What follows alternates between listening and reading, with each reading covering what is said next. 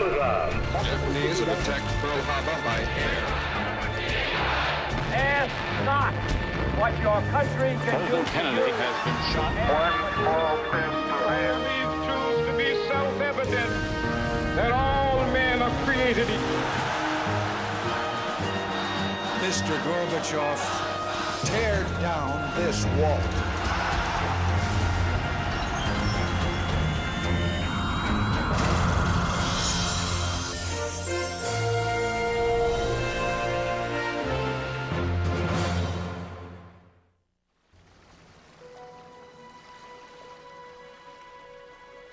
Pier 54, New York City. On May the 1st, 1915, 2,000 passengers boarded one of the fastest, most luxurious ships in the world, the Lusitania. She was simply a wonderful, steady ship. She had 4 red funnels, and she was a beautiful sight to see. She really was. Eda Stanley and her family were heading home to England and into the midst of the most brutal conflict man had ever experienced. The First World War was almost a year old, and any transatlantic crossing was made potentially dangerous by the presence of German submarines. Still, the passengers felt safe. After all, the Lusitania was a passenger ship. On her last day at sea, the Lusitania was approaching the Irish coast. It was 2 o'clock in the afternoon, and you could see all this coastline. It was a beautiful day, couldn't have been any better. And then bang, it was a terrific bang. Dad knew what he was. I mean, that he knew darn well it was a torpedo.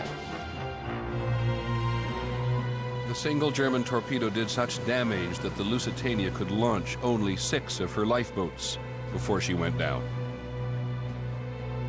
We could not take the people in that were begging to be taken in. I mean, we would have capsized and everybody would have gone. 1,200 drowned, didn't they? I think it was 1,200 drowned. More drowned than were saved. Among those who drowned were 128 Americans.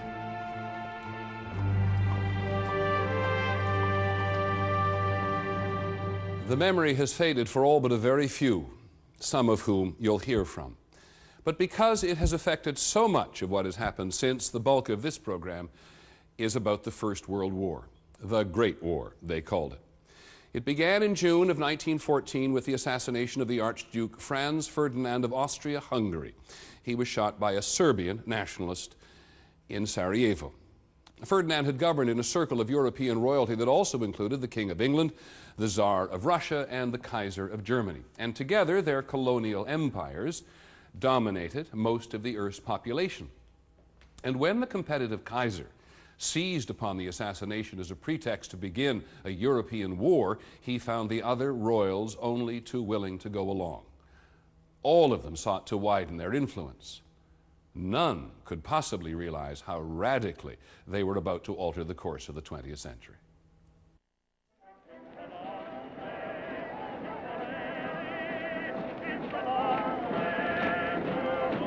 In the summer of 1914, the generation that would fight the First World War was enthusiastic about doing so. Those young men who were so quick to answer their nation's call to arms had no reason to anticipate the hell ahead.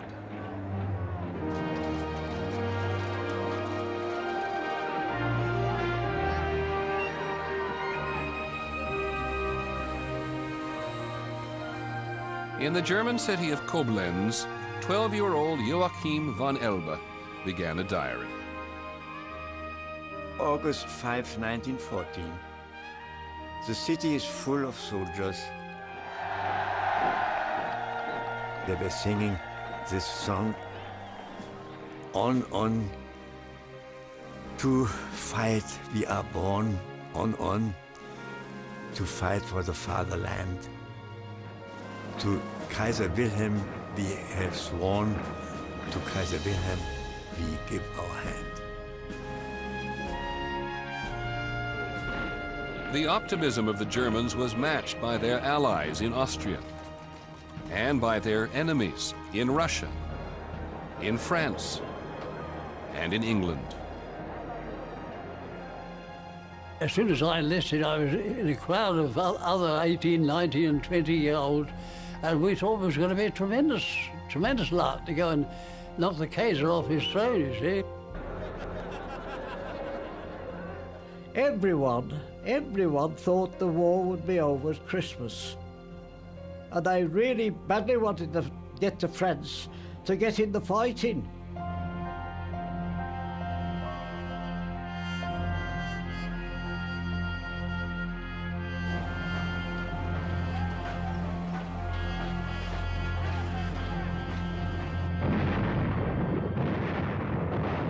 The Germans attacked first, and very quickly they were through Belgium and into France. The romantic notion of war that so many young men carried into battle was very quickly shattered. The new weapons of war were so ferocious that by the end of the first year, French casualties alone would approach 1 million men.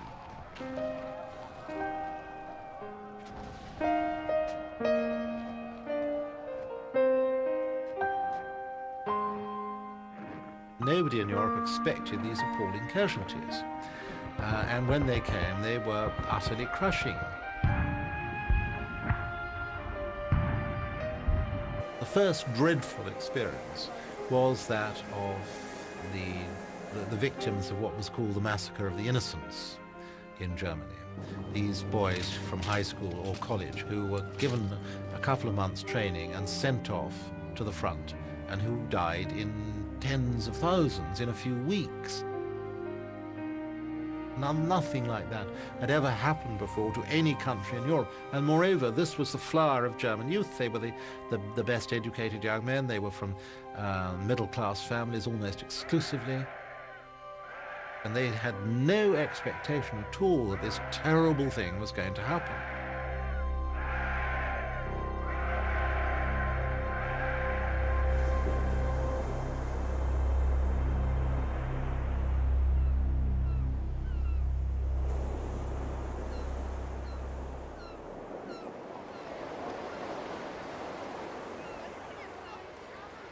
Americans had never dreamed that a war on the other side of the ocean could affect them. The U.S. was officially neutral, and most of its citizens assumed it would stay that way.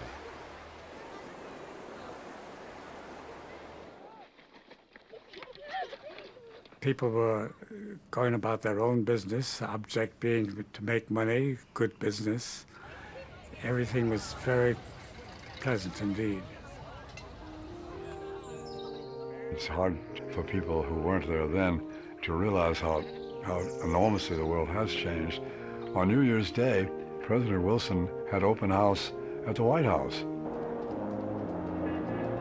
And you could go down, and we went down once. I was a little kid, I was taken along. Went down, and we stood in a little queue, and it moved up, and we all went through and shook his hand. Shook hands with the president on New Year's Day. But certainly America was changing. The pace of life was quickening. Almost overnight, Henry Ford's historic assembly line had lowered the cost of making cars, as well as the cost of buying them. The mass-produced Model T came in one color, black. But at $295, it was the first car priced within reach of ordinary Americans. We played baseball in the streets, and there was no problem playing baseball when horses and wagons dominated the traffic. It only became a problem when automobiles and trucks came in.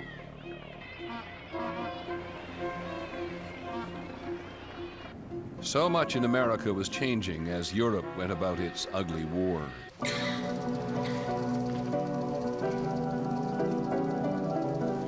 At this first movie that I attended, I recall the scene where there was a great deal of shooting. As they came to the front of the screen and the figures got larger and larger, and I thought they were coming at me, and I started screaming so badly that they had to take me out of the movie house. As movie-making techniques improved, movies became an American obsession. And it was in the movie houses that Americans were exposed to the war in Europe. In the movie house, it still seemed glamorous. We went every Saturday morning and just devoured the pictures of the war.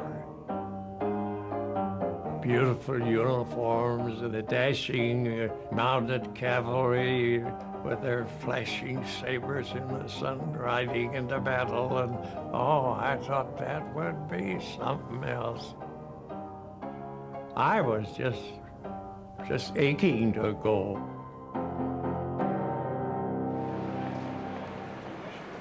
The movies were the perfect proving ground for the new art form called propaganda. Americans saw and soon sympathized with the British view of the Germans.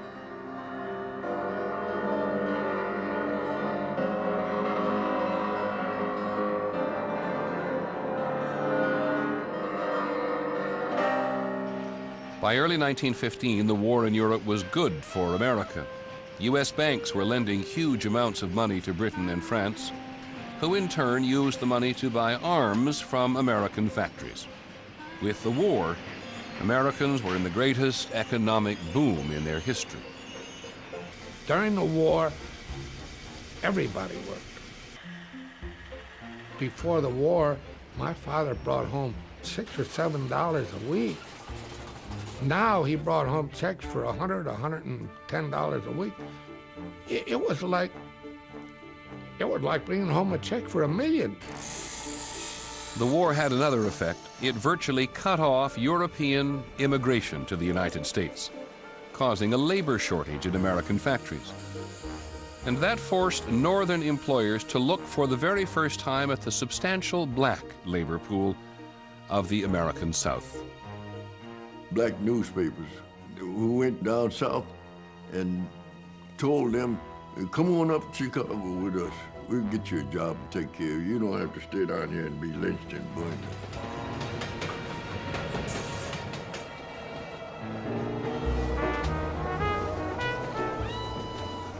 My relatives, aunt, uncle, cousins, came north. We were able to get into factories and steel mills, jobs that just wouldn't have been available to blacks under normal circumstances. This great migration from the South kept America's economy strong and vigorous, while the increasing economic stake in Britain and France encouraged greater support for their war against the Germans. But the war was not going well, and the idea that Americans might yet have to be involved was now an issue. All over the United States, with the support of former President Theodore Roosevelt, potential volunteers began to train for battle.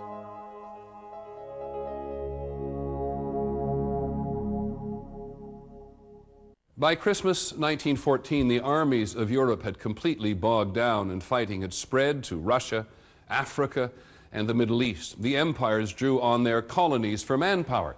60 countries were eventually represented in the conflict. The Germans had expected to win in 42 days, but they had not anticipated what would happen on the Western Front in France. On the Western Front, the German assault had finally failed, and soldiers on both sides had raced to dig an elaborate trench system that stretched for 300 miles from the English Channel all the way to Switzerland.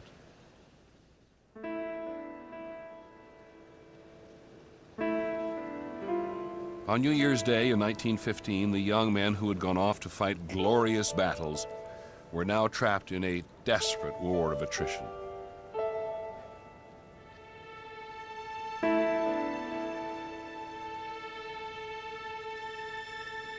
Someone said to us excitedly, "Jack Smith." I said, "What about him?" "He's dead, he's been shot. The first one of the battalion to be shot." I says, what? Yes, he's dead, been shot. He put his head too far over and a sniper got him. And that caused a bit of a sensation amongst the lads. They thought, well, this is not exactly what we come for kind of business.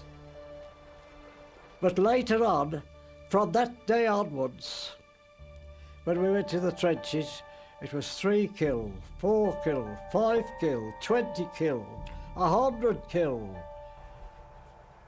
By then, we was veterans.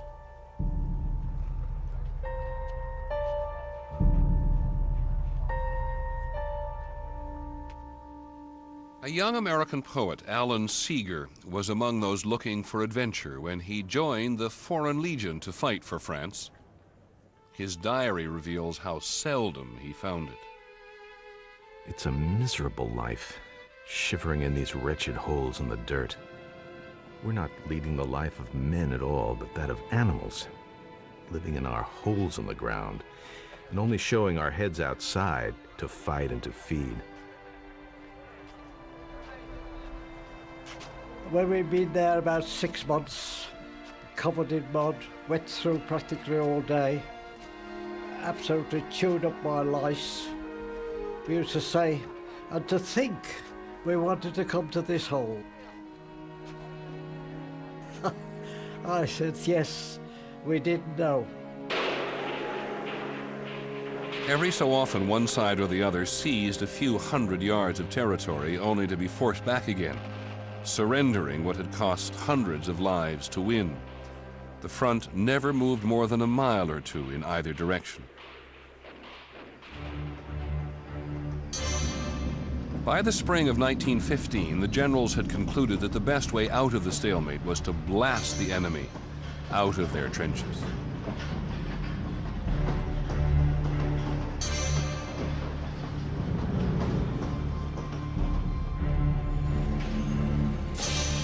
The same factories and assembly lines that had begun to contribute to life in the 20th century were now retooled to create massive killing machines.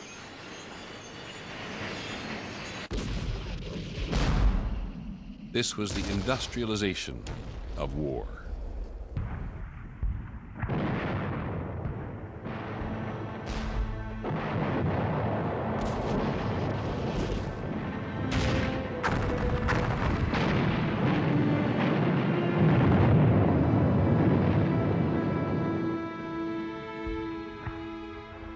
There was just the splintered trunks of trees, and there was the quagmire of the shell holes, and no grass. It was just like a lunar landscape, really.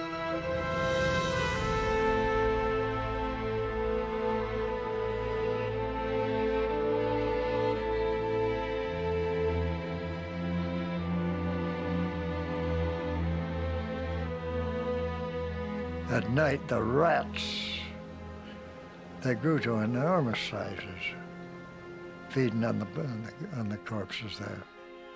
It was impossible to get the dead buried. We put dead bodies in the bottom of the trench so that we could stand on them to keep dry.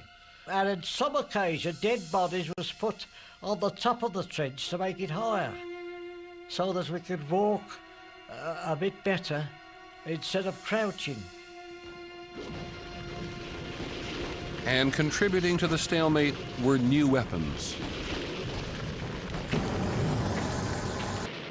By now, the machine gun had been perfected to the point that a single soldier could command as much firepower as 40 riflemen.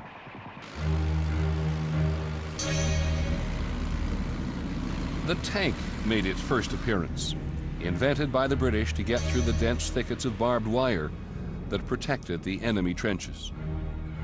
And in April 1915, the Germans introduced the most terrifying weapon of all, poison gas. No one had ever seen it before. This is the moment when chemical warfare was invented. It scared the living daylights out of the Canadian troops that were hit by it.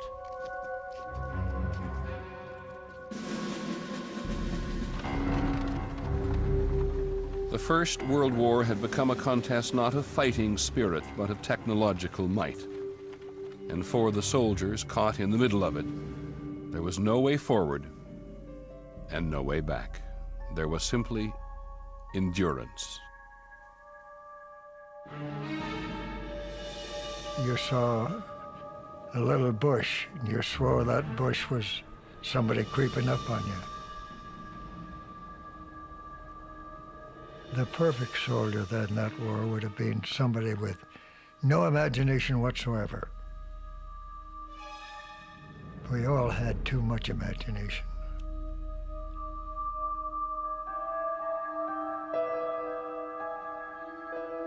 So many men who had been through these dangers and anxieties, their nerve broke and they were the victims of shell shock, you know. There is a breaking point for most people, for everybody really. Robbed of all humanity and courage and everything else that makes life worth living, really. He's descended to something less than human.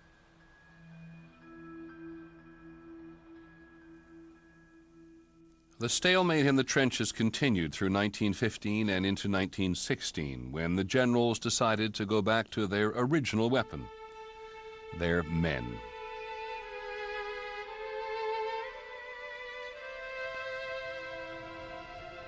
The River Somme, northern France, early summer 1916. Along a front 25 miles wide, a massive Allied army prepared to attack.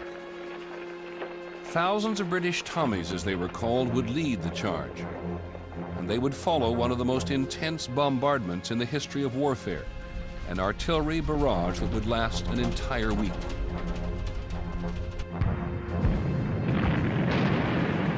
The Battle of the Somme was about to begin. There must be 1,000 guns if there was one. It was a terrible roar from morning till night. But the foolish officers said, "Tomorrow, boys, you'll be over the top, and don't worry," he says. "There'll be no trenches there. Our shells have blown to pieces. There'll be no Germans there. They're blown to pieces. All you have to do is to walk over and take those trenches. In fact," he says, "you can carry your rifle like a bag."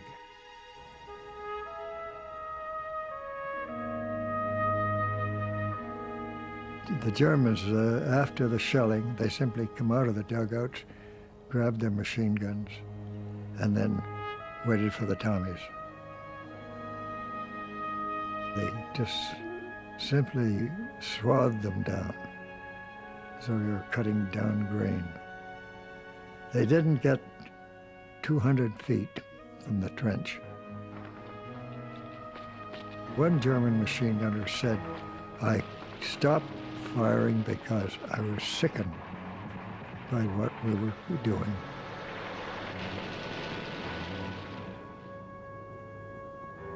It was the bloodiest day in British history. 20,000 men killed, 40,000 wounded.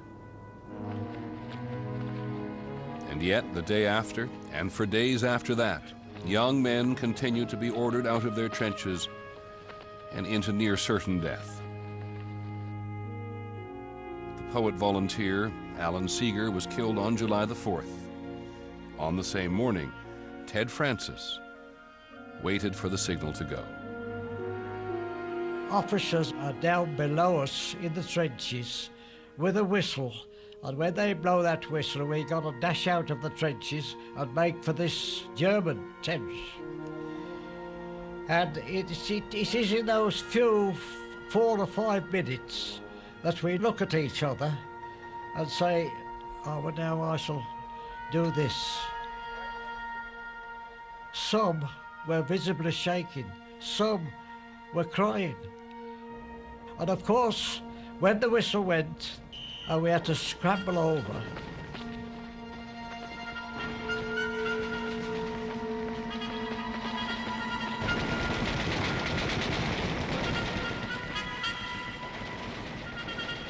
The Battle of the Somme would come to define the futility of the First World War. It went on for 6 more months at a cost of 1 million men. And at the end of it, the Allied armies had moved a grand total of 5 miles. The guns of the Somme were so loud and so insistent that they were heard across the English Channel in London, 150 miles away.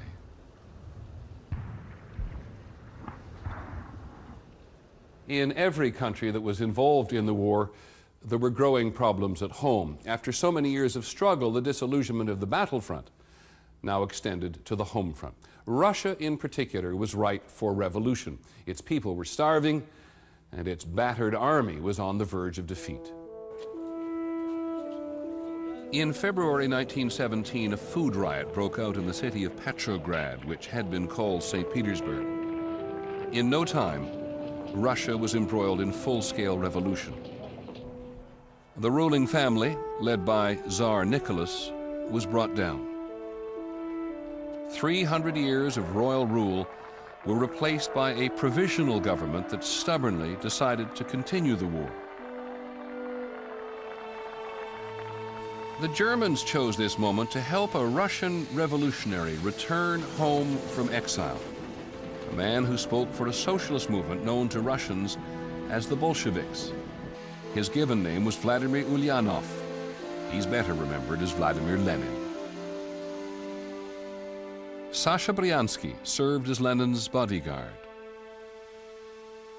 He spoke with a lot of gestures, thrust forward, calling us to advance, saying power had been taken over by the bourgeoisie that went on with the bloody war. A new order had to be established to ensure the power of the working class. Lenin and the Bolsheviks hoped to create the world's first communist state, where all land, capital, and political power would be given to the people. For many Russians, it would mean the end of privilege. Victory of the Bolsheviki would mean the end of Russia. That we knew. I remember one evening at our country place, I was running down the lawn to call my mother to tell her that supper was ready. And I suddenly stopped. And there was all the beauty around. The roses, the trees, the park, the lawns. It was a beautiful place. It was sunset. And I stopped and said, all this disappears. All this will be gone. That was the one moment I remember, that feeling of fear that the whole world of which I was part was disappearing. And it would. In October 1917, Lenin encouraged an insurrection against the provisional government that had replaced the fallen Tsar.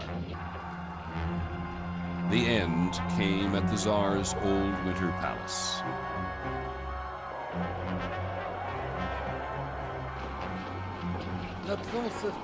I ran up the carpeted stairway. In the very first room, I saw soldiers standing with their rifles ready. I shouted, "Down! Put down your weapons!" The defenders just dropped their weapons and left. We saw the fires in the night. And then, after 5 or 6 days, the shooting died. There were no more guns. So we knew it was over. And we knew that the Bolsheviki had won.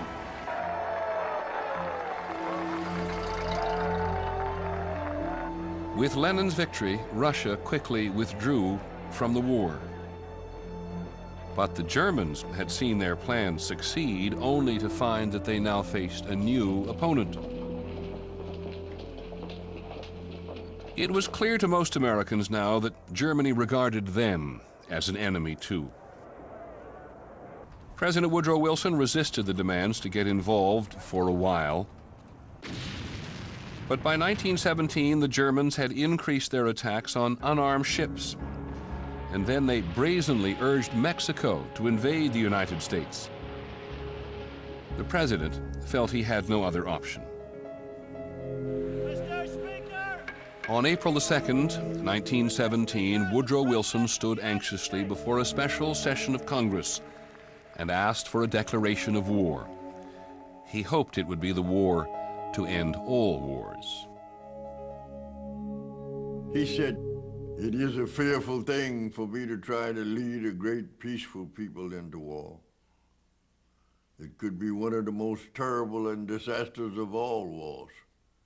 But let me tell you this, right is more precious than peace."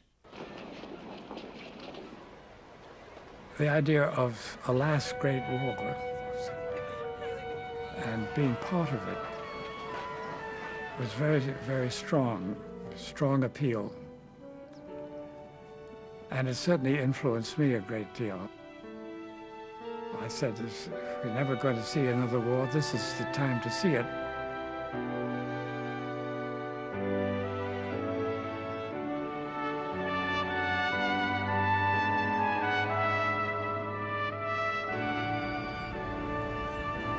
In the summer of 1917, American troops landed in France, returning the favor of Lafayette, the French soldier who had fought with America during the Revolutionary War.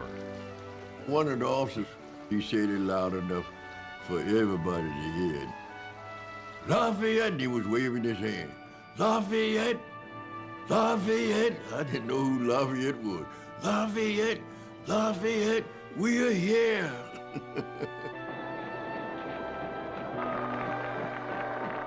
We was coming to the end of our men, and when the Americans decided to have a go, I was absolutely, I could have said hooray. They were untouched by the anxiety and doubts that had afflicted everybody else by that stage. They were American, you know. They were what Americans were supposed to be. They were enthusiastic. They were also badly armed, poorly trained, and like the Europeans before them, completely unprepared for what lay ahead of them.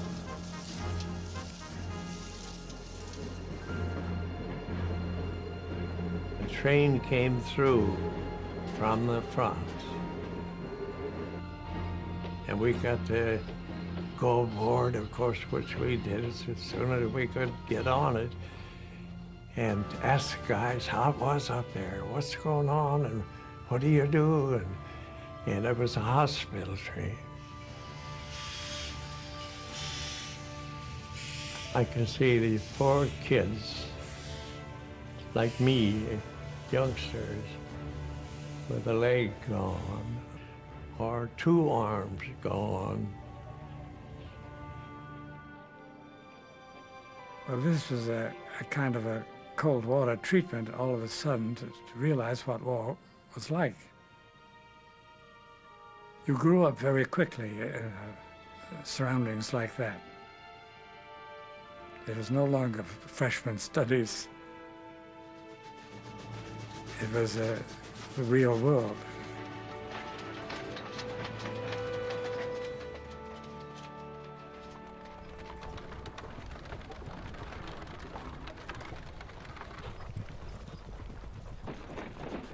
By 1918, with thousands of Americans pouring into France every day, the Germans decided they had to do something massive.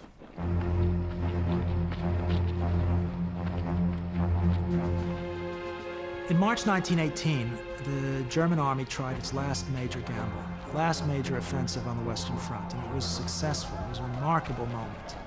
The Western Front moved. The war of movement finally arrived. And after years of impasse, the Germans suddenly threatened to overwhelm the Allies and actually capture the French capital, Paris. The Germans had a fire. They called it sweeping fire. Everything up on earth got hit. They either was wounded or died. The threat to Paris was so severe that 1 million people simply left the city. The Germans got to within 30 miles. At this point, these still semi-trained American divisions were thrown into the battle, and along with the French, managed to stop the German drive.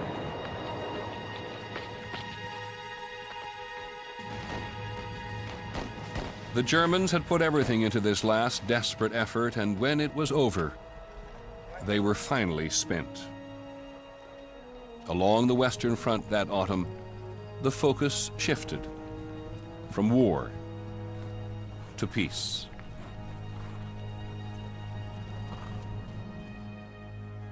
On the 10th of November, the Kaiser was forced into exile by his own government, a victim of the war he had helped to start. This struck me so deeply that I can tell you I had a little picture of the Kaiser in my room. What did I do? I put a black tie around the picture to show my utter sorrow for this tremendous change in history. And finally, at the 11th hour, on the 11th day of the 11th month, November 1918, the Germans formally surrendered. And suddenly, the guns stopped, and it was a terrible shock. It was as if somebody had hit me over the head with a big pan.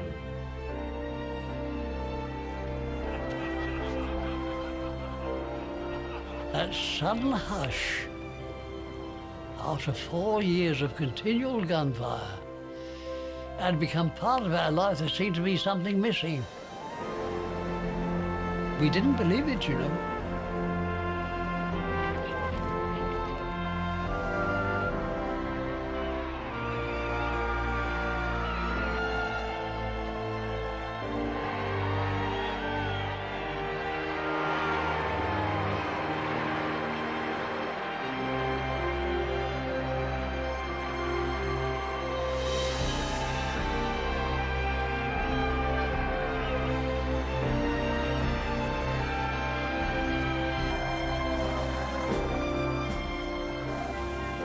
One of the greatest calamities in human history was over, and America's veterans began to return home.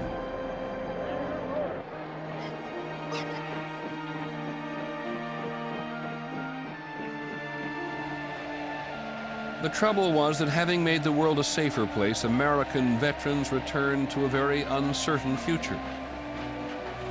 The economy that had boomed during the war was now shrinking. Factories were laying off workers, just as veterans came looking for jobs. We had no help to find a job, no grants to go to school and finish our college education. When you took your discharge, that was it. You had no more connection with the government or they with you. You were on your own.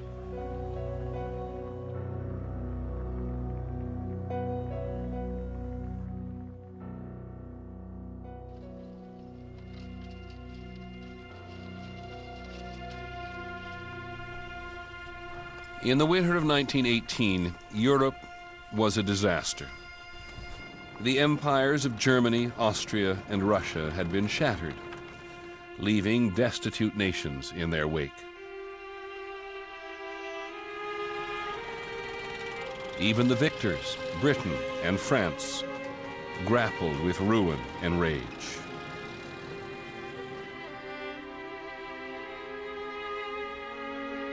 In all, 9 million men had died. Every family had lost someone: a father, a son, a brother, a cousin, a friend.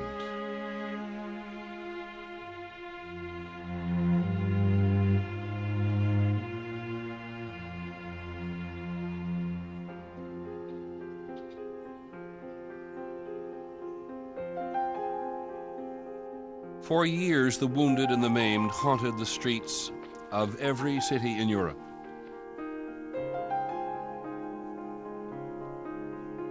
And even those who had escaped physical harm were forever changed by the Great War.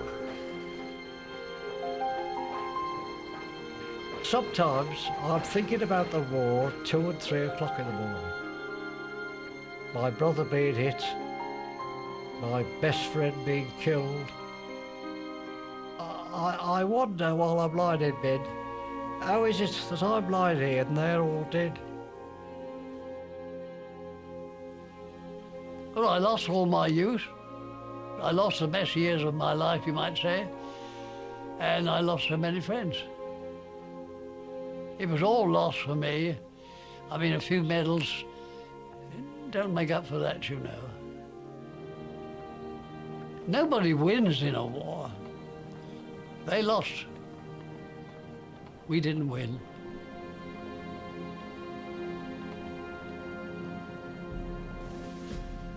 Into this chaos, traveling to a post-war peace conference in the French town of Versailles, came President Woodrow Wilson. With him, President Wilson brought his so-called 14 points, which called for liberty and self-determination for all, even the enemy. The people of Britain and France greeted Wilson ecstatically, for he represented the hope of democracy. But the British and French governments were interested in revenge. The Versailles Peace Treaty is the politics of hatred. It was the encapsulation of every mean-spirited element on the Allied side. The new Soviet Union was completely excluded from the peace conference, and not one victorious power was ready to give up a colony. Sowing the seeds of future discord, Britain and France added several colonies by carving up the Middle East. As for the Germans, they were forced to accept conditions that would humiliate and impoverish them for years. In the end, Versailles was about punishment, not peacemaking.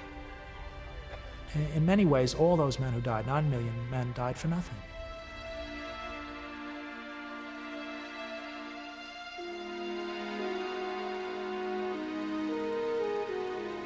Almost before it was over then, it was clear that the legacy of this war would be anything but the end of all wars. Within 30 years, these same nations would all fight again over precisely the same ground.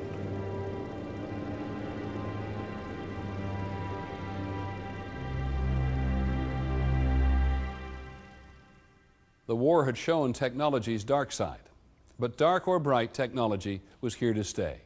And in the decade that followed, an electric pulse of change ran through America. We'll see that on the next episode of The Century, America's Time. Thank you for joining us. I'm Peter Jennings.